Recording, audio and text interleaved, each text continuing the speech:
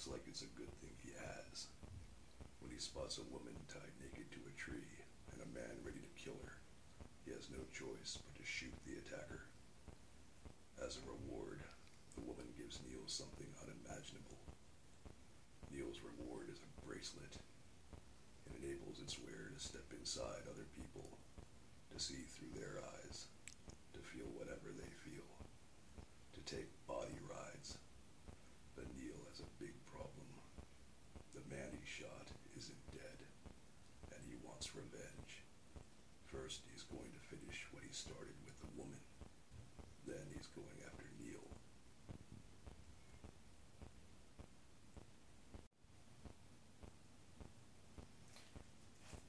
Hi again, everybody. Back for another review, book review. But before I start, I want to show I was, been looking through my old comic books, and I found some other cool old comics that I wanted to show. Alpha Flight, number 6, Snowblind. It's about Snowbird, and it has a cool ad for Popeye's game. I remember playing this. And then another Alpha Flight. This is it's one of the first comics that I ever bought. Again, this is not the actual one that I got. I had to get it again because I destroyed it. But it's from June 1985. And then just looking through my old comics, I found a Bloodshot. I hear they're coming out with a movie of Bloodshot. Bloodshot is really good comic, and I'm surprised it really is gonna get a movie. That'd be cool. As a Alien 3 game for Genesis and Game Gear.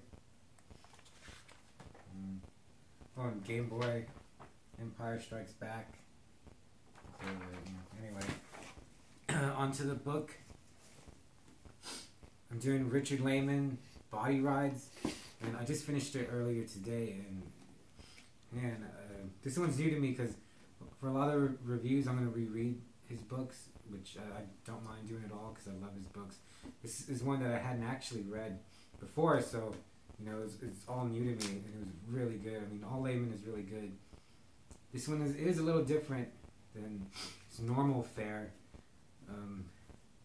There's this guy Neil, and there's so much I want to say, but he's going to return some videos, and he's driving to a bad neighborhood, kind of desolate area, so some woods.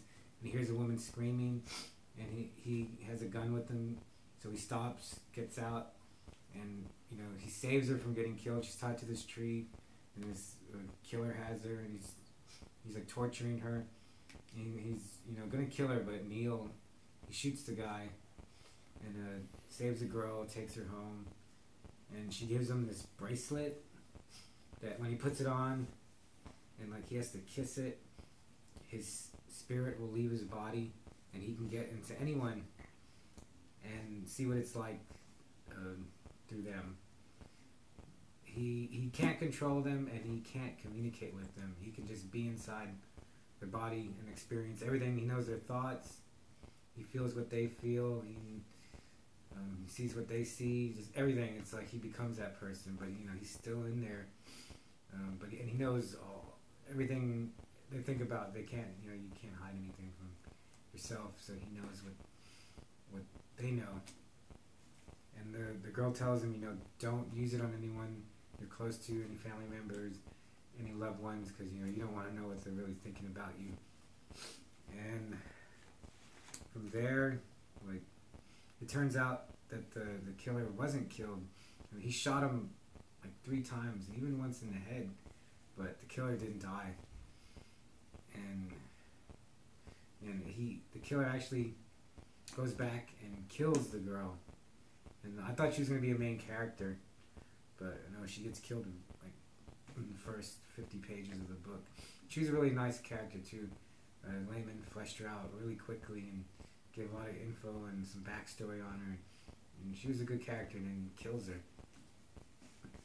So Neil, he left. He had given the girl one of his business cards. He's a screenwriter, and he tries to find it, but he's pretty sure the killer found it. So the killer knows where he lives. So he gets the idea to hide out at his girlfriend's house, in her apartment. This girl Marta, and he doesn't tell her about the bracelet because that girl told him, don't tell anyone about the bracelet. And she's like she works at the airport, so she works overnight. So he's there. He fools around with the bracelet, and he gets into this other girl that lives in his apartment complex. And man, it's really crazy what happens that part, because after getting in there, he actually goes to her apartment to meet her, and he's actually just trying to get lucky, trying to score with her. But in his mind, he's thinking, I could be this girl's friend. She's really sad and lonely. Maybe I could comfort her. But really, he has this, after what happens, because he goes to her apartment, things go bad, and he winds up like beating her up because she attacks him, and like he punches her in the stomach, and she falls down. But he grabs her and lays her gently on the carpet. And when he leaves, like he looks back, and like she's just wearing a shirt. She's not wearing any underwear, so he can see like her ass and her vagina. And later he's thinking about that, like he's like, man, that was really bad, but I just wanted to be your friend. But then he's like, no, you're really trying to get lucky. He's like, no, I wasn't. And he's like, has this inner battle with himself where he just finally admits that he just was trying to maybe get laid, even though he has a girlfriend who does everything he wants for him. So, but the girl, like, she attacked him, she scratched him, and he's like, my girlfriend can't see these, I can't explain these scratches. So he just decides to take off and go to an amusement park, like in Nevada, I think. Maybe it was just like near Nevada towards the California border, because it's in California. On his way there, he meets this 18-year-old waitress named Sue, who like tags along with him. And after a while, like I didn't like Neil anymore, because he just falls in love with every girl he meets. Even his girlfriend says, every girl you meet, you fall in love with after 2 seconds. And like he calls her and tells her about this new girl Sue, and because the girl that he saved, he fell in love with her like instantly. And he calls his girlfriend because he told her a bunch of lies. He doesn't want to lie to her anymore. He tells her he's met this new girl Sue that he can't get rid of. And his girlfriend's like, you're gonna fall in love with her too after 2 seconds? And he's like, no way. But in his head, he's like thinking, I already am kind of falling for her. Which is just, it made me not like him, because man, this guy is just kind of, he's not limpy, but he's real wishy-washy, just falls for every girl he meets. But then a lot of guys are like that too. And then he takes this girl Sue to the amusement park. There's a big section of the book where it's just them two. And it also says author's restored version, first time in print. I think probably a lot of that maybe been edited before, but they put it back in here. And it's not horror, it's not action, and it's not like typical Laymon, but it is very good, because you get into the mind of Neil and Sue, and then stuff that happens with the bracelet. Those parts were very entertaining, not gory, no gore at all in these scenes, but it was really good because you get into the mind of them and kind of Laymon, like you get his thoughts on stuff, which is really weird sometimes, but it's always good. But then they find out that like there's a reward for the killer, so Sue's we should go back to LA, find the killer, split the reward, 3 ways with me, you, and your girlfriend. So Neil, he goes along with that idea. They go back to LA, and there's a couple of 100 pages in, and nothing more of the killer, who Neil calls Rasputin, because he's got his long hair, he's got a beard, he's real pale, just real menacing looking, real thin. Like you can see, it's described like you can see his ribs through the shirt. But after a while, I was like, he must have died, because they don't never go back to him. And it's a couple 100 pages, and I was like, man, he got all shut up. He's probably dead, and there's going to be like a new villain, because they think that the girl that got killed, they think her husband was like an actor, that he hired Rasputin to kill his wife. So they go back, but it turns Rasputin, he isn't dead. While Neil was away, he had gone to his apartment looking for him, so they find a bunch of bloody bandages in the toilet. So they know he's alive, and he's looking for Neil. And man, it's really good. It just from there, that's like half the book. I don't want to tell you the rest. But like I said, after a while, I didn't like kind of like Neil because he falls in love with Sue. He's still in love with his girlfriend, and he's thinking, well, they'll like each other, you know. Sue's great, my girlfriend's great, of course. You know, they'll like each other, and I'll be able to have both of them. And then after a while, I was kind of rooting for Rasputin when he finally does get back, because I mean, he's really bad. He kind of not typical Laymon villain, but usually his villains are pretty sadistic, and Rasputin's up there. He might be one of my more favorite villains, just because he's just so just weird and different than like movies and other books.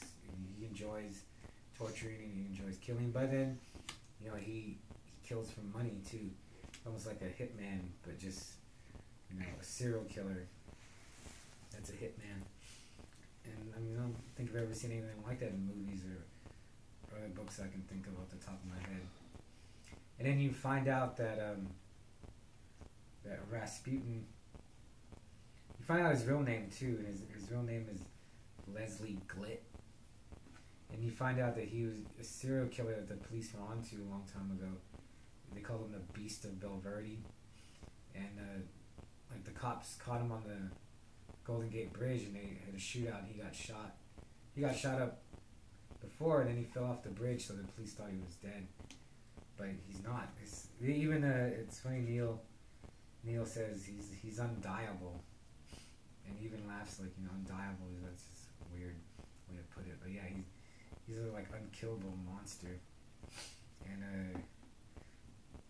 so they're back in LA. And Neil introduces Sue to Martha, his girlfriend, and it turns out they do get along, and they become like a threesome pair. And there's a lot of sex. There's a lot of sex in this book too, and there's even like you know, stuff of all three of them together. And finally, towards the end, you know, Rasputin, Leslie Glitt, he does come back, and he's in it for the last maybe like 150 pages. That's where you find out more about him. And it's really good. I want to read a book about Leslie Glitt, and because they give a little backstory, and I was, man, I would really like to find out about that stuff that he did. And it's just the last 100 pages, like I just could not read fast enough. I finished it earlier, and it was just one of those. Usually with all Laymon, this was one of those books, you know, just cannot put down. I always want to get to it and finish it. Almost, I even kind of, I never skip parts, but like, man, I just want to, you know, get to the end of the finale. And it's pretty good. Not as good as some other of his books, the ending, but the ending was pretty good and not what I expected to happen at all. If you're a horror fan, you know, you're always looking for new movies. If you like to read, especially, and Laymon is great. I've read all of his books. I've read most of them, and never been disappointed with his books. And they're so different. They haven't made any movies of his books yet, but it's like a whole nother world of horror that a lot of horror fans don't know about. And if you're really into horror like I am,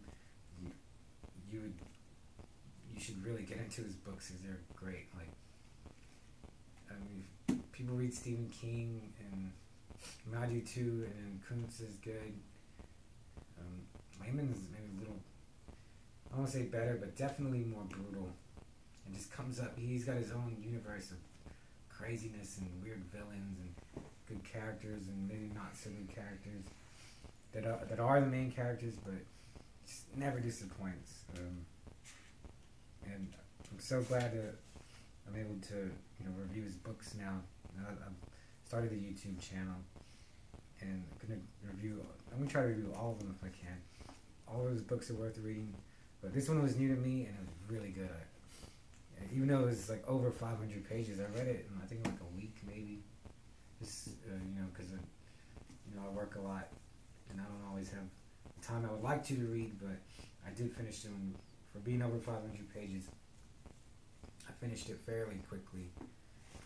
And I got so many other books, but definitely I'm going to keep reviewing Laymon.